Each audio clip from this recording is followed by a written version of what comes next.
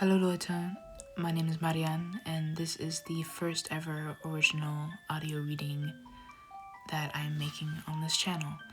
I encourage you to grab a nice drink or get warm and cozy under some blankets for this story, The Albuey Blunders.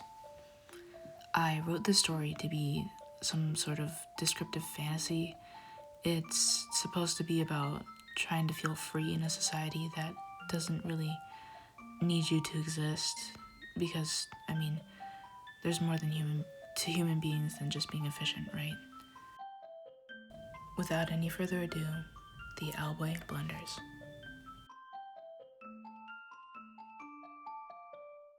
I couldn't believe it. I had made it to the site of my deepest lucid dreams, barefoot at the base of the great Albuey Mountains. Coarse, alpine violet sand, rocks, and weeds splay themselves beneath or between my toes. My jaw tilts upwards in wanderlust, taking in the sight of the towering Mesa Albuey. The Albuey themselves are covered in ube-colored grain, protruding between the twilight deserts of the Fey realm, one of the most enchanting mountain ranges in our world. The Albuey are an intimidating mass of chiseled and eroded rock, arranged like stairs and marbled with eras of rock layers and jagged cliffs in varying cool tones. Sandstone and graphite, the winding canyon corridors look as if they have been sculpted by the skeletal digits of the Lich himself. The Lich King, the generous divine that granted me this fantasy, who grew from my bare back hollow ivory bones and luxurious feathers. The first winter winds rolled in. The only thing that shifted here in the lonely Albuey were the winds. Drafts howled melodically up and down the canyons. Ne'er before had the air tasted so sweet and unadulterated. Ne'er before have I felt more vulnerable than as I spread my thin arms out to embrace the winds with a wide, ear-to-ear grin. I took a deep whiff of the fresh air, vigor filling me as the smell of freshly defrosted runoff bore through my lungs. I unraveled my enormous pair of pinions from their place on my waist, allowing the long, pearly flight feathers to catch the wind, dragging me backward slightly. With a yelp, I scrambled to grip at the dry grass rooted beneath me. It was frightening, the unexpected lifting of my body with the wild Albuey winds. I anchored my belly to the cool desert floor and gently adjusted the position of my wings, rotating them first forwards, then backwards, and then straight up as if to take a flap. Up and down, ineptly flapping in slow experiment. The air currents of the Albuey, some of the strongest elemental forces of the realm, rumored to be enchanted to keep out unwanted visitors of the Lich King. I sighed, begrudgingly tucking my wingspan back to my body. Step by individual step, arms wrapped tightly around my bare torso, I began my ascent up into the mountain. Soft ballads drifted faintly through my mind, the accompaniment of my fantastic first flight. Though, in reality, those were not the instruments I was hearing. Each howl of the wind was accompanied by a sneaky undertone, something like a recorder or a flute, scurrying under the gale like a large-eared mouse. I kept myself from wondering where it came from.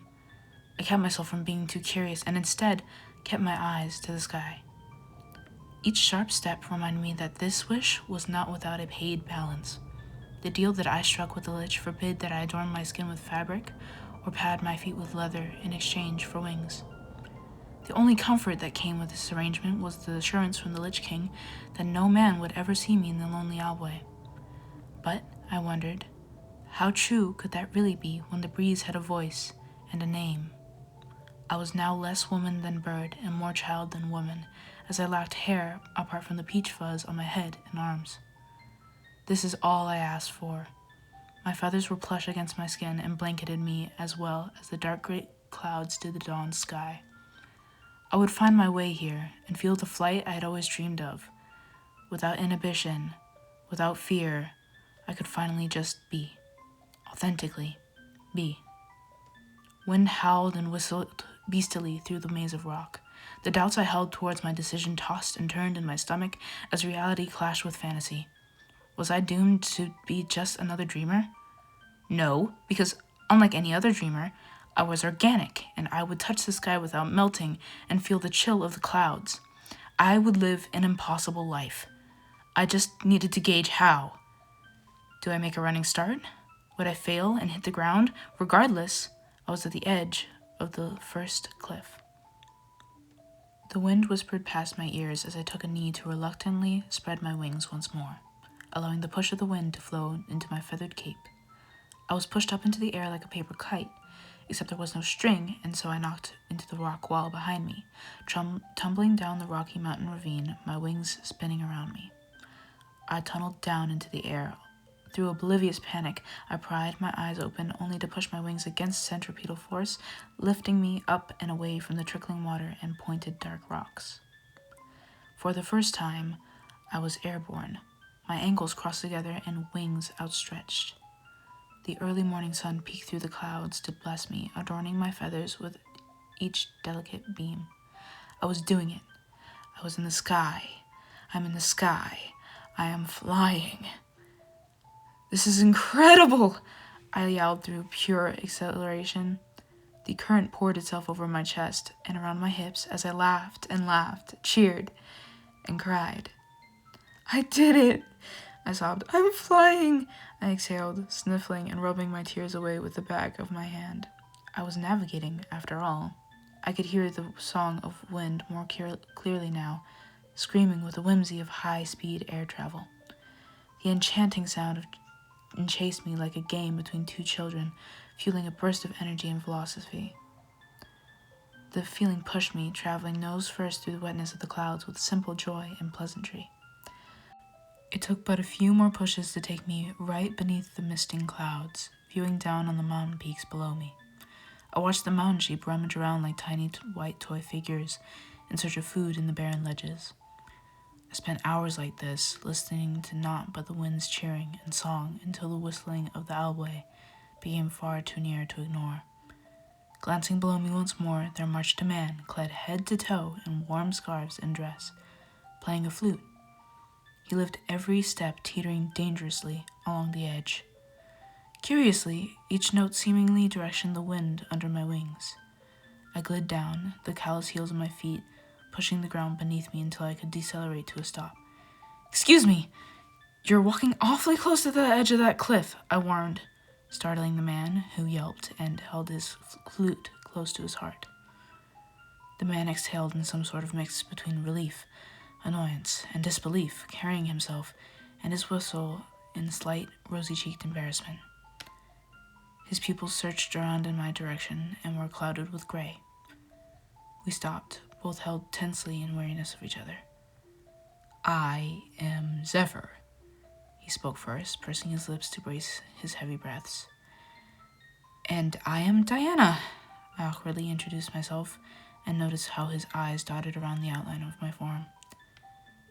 Did you know that you're walking on the edge? I strained before he responded. I did.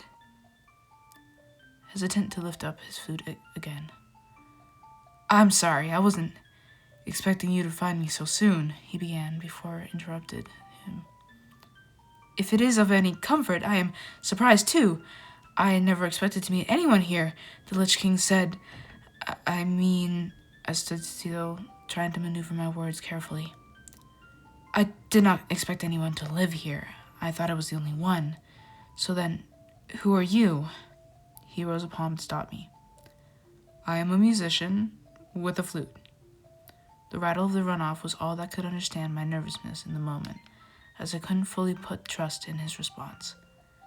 You're not the only one, he continued slowly. The Lich sends all of his impossible blunders here. He brought the flute back up to his lips, holding it horizontally. The sound was mellow, filled with peace and wisdom as it spilled out of the wood like smoke, the breeze following him in calm motions accordingly. He took a breath and then continued his train of thought. Friend, the Lich took my sight so I could live as an artist forever.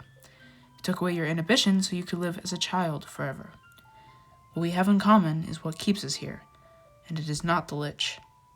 None of us can exist outside of the Albuey. He spoke his truth before bowing his head to resume his immortal tune, a consequence I did not have the will to ratify. Alright, well, that was the first story on this channel, original story. I will be posting more, so hang in there, please, and thank you for watching.